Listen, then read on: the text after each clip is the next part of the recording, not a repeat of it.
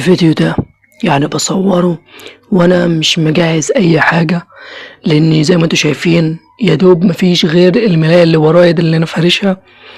غير كده الاوضة كلها مكركبة. فالفيديو انا هقول فيه كلمتين هتندم ان كان عندك حلم وسبت غيرك هو اللي يتحكم في الحلم بتاعك ده. يعني مثلا انت عايز تعمل حاجة وبدأت في الحاجة دي فعلا، فلقيت حد بيقولك يا عمي فكك من الحاجة اللي انت بتعملها دي، او لقيت حد مثلا بيتريق، ولقيت حد تاني مثلا بيحاول يحبطك بأي طريقة من الطرق.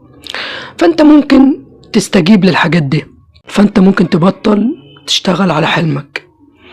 فهتيجي بعد فترة حتى لو كان الحاجة دي مش هتحصل، الحلم بتاعك ده مش هيحصل مثلا، بس انت احتمال كبير هتندم بسبب انك انت ما خدتش القرار ده من دماغك. يعني في فرق بين انك انت تبطل تسعى ورا الحاجة اللي انت عايز تعملها من دماغك، يعني خلاص انت زهقت كده من دماغك ومش عايز تعملها تاني، فبتقرر انك انت هتبطلها او هتروح لحاجة تانية. وفي فرق بين ان واحد هو اللي يقرر مصير الحاجة دي ليك، يعني يقول لك خلاص الحاجة دي مش هتنفع فانت تبطلها. واحد تاني مثلا يتريق عليك فانت مثلا تتكسف مش عارف ازاي فتبطل تعمل الحاجة دي، او تبطل تعافر عشان خاطر توصل للحلم ده.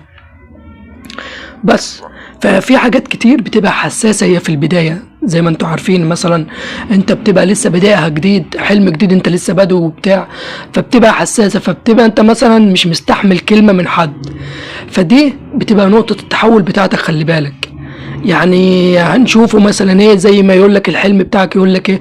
هشوف بقى دلوقتي هل انت هتفضل شغال لحد ما توصل لي، ولا تستسلم للعقبات اللي هتقابلك، زي مثلا كلام الناس، واحد يحبطك، واحد يقلل منك، والحاجات دي. انا عن نفسي بسمي النوعيات اللي زي دي مهرجين بس. فانا اللي ممكن اقعد واتفرج على المهرجين دول واضحك، وممكن انا برضو اسيبهم وامشي وما اديهمش اي اهتمام بس. فالرسالة يعني عامة انك انت ما تسيبش اي حد يتحكم في حياتك، ولا يتحكم في احلامك، ولا يتحكم في تفكيرك ودماغك والحاجات دي. يعني انت مثلا خلي الحاجة طالعة من جواك، خلي الحاجة طالعة من تفكيرك انت بنفسك.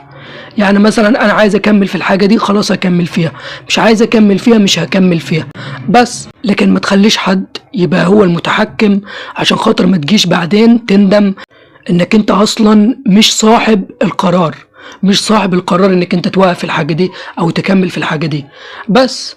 كده خلص الفيديو بتاعنا، متنسوش تكتبوا الآراء بتاعتكم في الكومنتات. سلام.